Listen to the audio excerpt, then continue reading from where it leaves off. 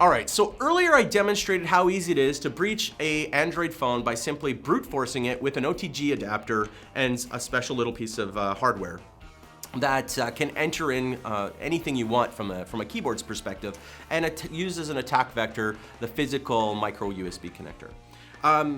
One of the things I hear a lot of is from people that are saying, but you know what, I'm not going to use a pin, I'm going to use a gesture or a pattern because those are more safe. And I kind of laugh when I hear that because people don't quite understand how these phones work. And more importantly is, when we think about people and their phones, the weakest link in security will always be the human factor. People are going to want to install their own applications. And usually, especially on the Android world, installing applications typically means that these devices start getting a lot more privileges tied onto them, which for me, as an attacker, I have an advantage then, because I have a good chance that I'll be able to get in there. So to give you an example of this, I happen to have an OTG cable. It's a specialized one, you can buy it online. It's a little different because it's just been pinned out a little differently, but it gives me the ability to plug into the phone just like before, but I'm now gonna plug it into another Android device. It could be another phone, or in my case, I got a little Dell tablet and it's an Android tablet, and I'm just gonna plug into that. Now here's the fun part. I have some code on here that I've built out that gives me the ability to, well, communicate directly with this phone. So I'm just going to execute it here.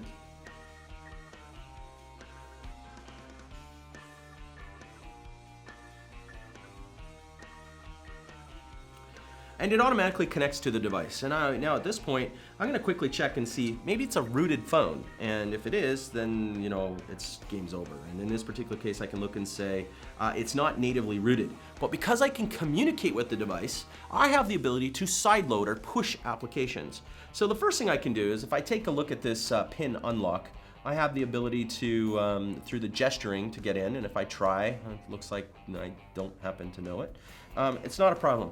Because I'm connected to it, I can actually find out what that is. And the way I can do that is, the device is actually able to read the card on the disk. And it just so happens when Google wrote the gesture capabilities, they actually write out the pattern that is happening there directly to disk, and I can read that file. And it just so happens that all they've done is hashed it, and I can run and create a rainbow table of every possible hash that represents every possible gesture.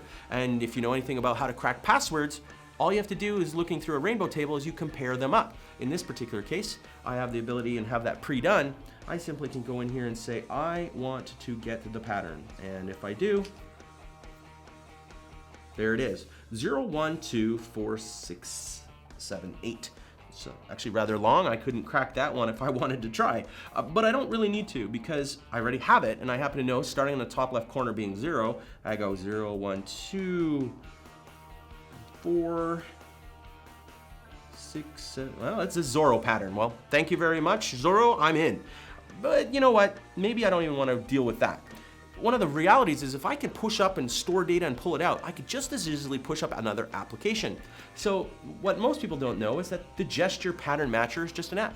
So I can just go in there and upload an app that kills that app. In other words, I'm just going to push some code to tell it, disable the gestures.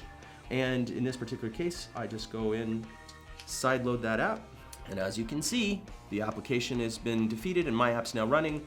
I push on launcher, and I'm into the system. And what can we do from this point? Well, here's the interesting and fun part.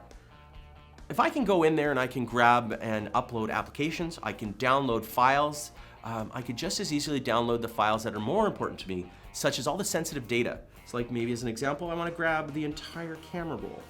No problem. So it shows there's about 14 megs in there. And I'm now downloading all of the images from the camera directly to my phone.